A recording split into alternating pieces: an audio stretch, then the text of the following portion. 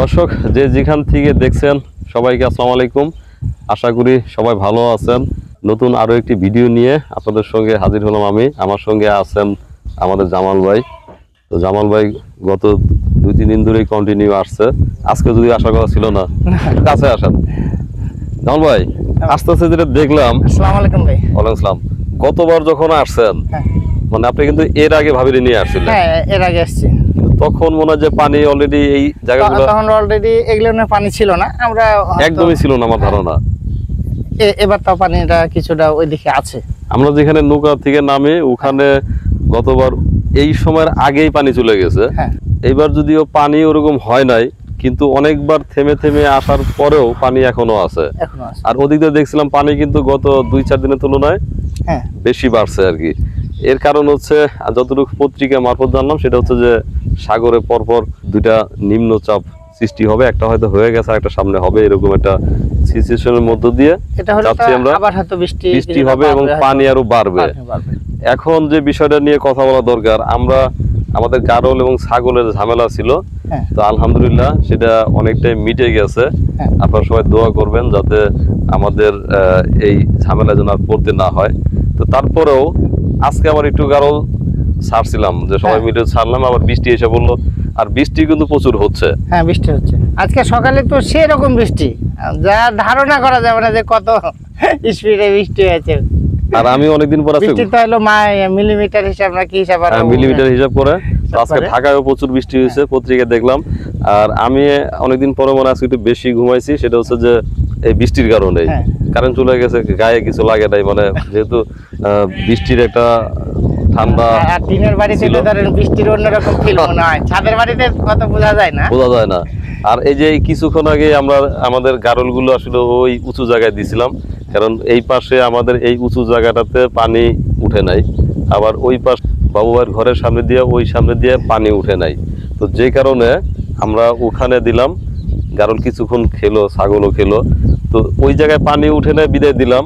আর আমি যাদের সঙ্গে কথা বলছি ফাইনালি, যে আমি একটা ভিডিও বলছিলাম যে আপনারা আমাকে একটু পরামর্শ দেন কি করব, তখন বিশেষ করে আমি 2টি ভাইয়ের কথা বলবো। ময়মনসিংহ এবং কিশোরগঞ্জ থেকে 2 ভাই নিজেরা উইলিংলি ফোন দিয়া আমাকে যে পরামর্শ দিয়েছেন, ওনাদের পরামর্শ আমার ভালো লাগছে। এবং ওনারা যদিও অনেক বড় খামারি না, কিন্তু অনেক মানে সাজেশন অনেক ভালো ছিল, যে সাজেশনটা আমাদের অনেক কাজে লাগছে। আর উনি যেটা কালকে আমাকে ভিডিও করে দেখালেন, ওনার গারল কিন্তু পানির কাছাকাছি খাচ্ছে, মানে ওনার একটা মাছের ঘের আছে, ওখানে 2টা পুকুর রাখা আছে। দেখালো যে ওখানে উনি শিং মাছ পালন করে, এই মাঝখানে যে থাকে না এই পুকুরের যে ডিভাইডার থাকে, আইল বলে, ওই পারে পুকুর পারে তার গারল খাচ্ছে আর কি। তার 14টা গারল আছে, তো খাচ্ছে। আমি দেখলাম যে আসলে ওরা যে খাচ্ছে, এই পাশেও পানি ওই পাশেও পানি, কিন্তু 2 পাশে তো সমভাবে খেয়ে যাচ্ছে।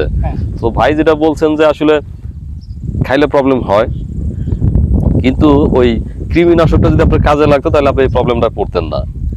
এখন উনি বলছেন যে ঘাস খাওয়ান, আর সামনের সপ্তাহে একটা ডোজ দিতে বলছে, অন্য একটা ওষুধের কথা বলছে, যে ওই কৃমির ওইটা খাওয়াইতে হবে সামনের সপ্তাহে। এরপর আপনি 1-1.5 মাস নিরাপদে থাকবেন, আবার পরবর্তীতে আবার এই ওষুধ আবার খাওয়াতে হবে কিনবির। ওই ভাইয়ের পরামর্শ এবং ওই কিশোরগঞ্জের যে ভাই ফোন দিছিলেন, আসলে আমি খুব কৃতজ্ঞ যে আমি ভিডিও ছাড়ার পরে ওনারা 2 জন একদম উইলিংলি ফোন দিয়া, মানে অনেকদিন ধরে হয়তো আমাকে দেখে, আমাদের এই কার্যক্রম সম্বন্ধে জানে, একদম ভাই মনে করে, আপন মনে করে কিন্তু ফোন দিয়া পরামর্শ দিলেন। এবং সেই পরামর্শ অনুযায়ী আলহামদুলিল্লাহ যেই ক্ষতি হয়েছে সেটা তো হয়েই গেছে, কিন্তু বাকি এখন পর্যন্ত আলহামদুলিল্লাহ যে ভালো আছে। তো এখন আজকে একটু খাওয়াইলাম, তো এখন এটা আমার মানে জানি না আসলে আবার খাওয়ানো ঠিক হচ্ছে কিনা। ভাই কিন্তু খাওয়াইতে বলছে। আচ্ছা, ভাই যদি বলে থাকে ঠিক আছে, আমরা খাওয়াই দেখি। না, বেশি খাওয়াই নাই, সারাদিনই আটকানো ছিল, গতকাল আটকানো ছিল, আজকেই মনে হয় আধা ঘন্টার মতো, তাও হয় নাই, কম হয়েছে। তো আমার কাছে বললো যে এটার মধ্যে কৃমি তো অবশ্যই আছে, মানে ঘাসের মধ্যে কৃমি সব জায়গায় আছে, পানির যেখানে সেখানে তো বেশি আছে, যেখানে শুকনোর সময় সেখানে পরিমাণে খুব কম থাকে। তো আপনাকে এই কৃমির ডোজটা নিয়মিত করতে হবে, এটাই বলছিলেন ভাই। তো ভাইয়ের প্রতি আসলে কৃতজ্ঞ 2 ভাইয়ের প্রতি। আরো যাদের সঙ্গে আমার কথা হয়েছিল, হেবুল ভাইয়ের সঙ্গে কথা হয়েছে, তো হেবুল ভাইয়ের ওখানে আমরা যাবো। হেবুল ভাইয়ের কাছে তো যাওয়ার কথা কালকে আমাকে আলম ভাই বললো। আলম ভাই বলতেছে, জামাল ভাই ওই শুক্রবারের দিন একটা দিন করে আপনি, আমি, হাসান ভাই, আমরা 3 ভাই মিলে ওখানে চলেন যাই। আচ্ছা, জামাল ভাই যে হেবুল ভাইয়ের কথা বলছেন, উনি হচ্ছেন চুয়াডাঙ্গার মানুষ। অনেক অভিজ্ঞ এবং অনেক গারলের মালিক আমাদের হেবুল ভাইয়ের সঙ্গে আমাদের আরো আগে কথা হয়েছিল যে আমরা ওনাদের কাছ থেকে বেশ কিছু ছাগল গারল এগুলো আনবো। তো আমরা লাস্টে সিদ্ধান্ত নিয়েছি আসলে ওনার কাছে আমরা শুধু গারলের বাচ্চা আনবো, ছাগল এই মুহূর্তে ওনার কাছে আনবো না। হয়তো ছাগল কিনলে বা এদিক থেকে কিনবো। হ্যাঁ আপনাকে বলি, একটা ছাগল আমি এদিকে দেখছিলাম, তো ওই ছাগলটা বিক্রি হয়েছে 14,500 টাকা। ওই ছাগলটা কিন্তু আমি মানে ভাবছিলাম যে মানে আমি দেখতে গেছিলাম যে আমাদের জন্য আনার জন্য, এই ছাগল আনার আগে। তো পরে আমি সবার সাথে কথা বললাম, তো তার মধ্যে হঠাৎ করে আলম ভাই বলতেছে যে এটা 6-7 বার বাচ্চা দিছে, এটা আনা দরকার নাই। তা হচ্ছে ঠিক আছে। তো পরবর্তীতে এই যে আমাদের যে ছাগল যেটা আছে বড়টা, এটা আনছিলাম রাকিব ভাইয়ের কাছে। রাকিব ভাই এটা আমার কাছে শুনছে, মানে ওই টাইমে কেন জানি সে ফোন দিছে। ফোন দেওয়ার পর বললো যে ভাই ওটা আমাকে একটু নিয়ে দেন। তো ওনার টার্গেট ছিল যে 15,000 হলে কিনবে, ওনার দাম ছিল 25,000। তখন আমি বললাম যে ভাই দেখি আমি কতটুকু কম দিয়ে করতে পারি। পরে এই এলাকার লোক আমার একটু আছে আর্থিকভাবে খুব, মানে এটা কি ভাষা বলে আমি জানি না কেমন, সেটা তারা 14,000 টাকা রাজি হলো। মানে আমি বলছি 15,000 টাকা টার্গেট আছে, তো যদি 1-2,500 টাকা কম দেওয়া যায়, তো 14,000 টাকা রাজি হয়েছে। ওই ভদ্রলোক মুন্সিগঞ্জ থেকে এই পারে আসছে, এটা শিবচরে পড়ছে। আসার পরে এখন ওনারা 15 নিচে দিবেন, আগের দিন তো 1,000 টাকা অ্যাডভান্স নিচ্ছে।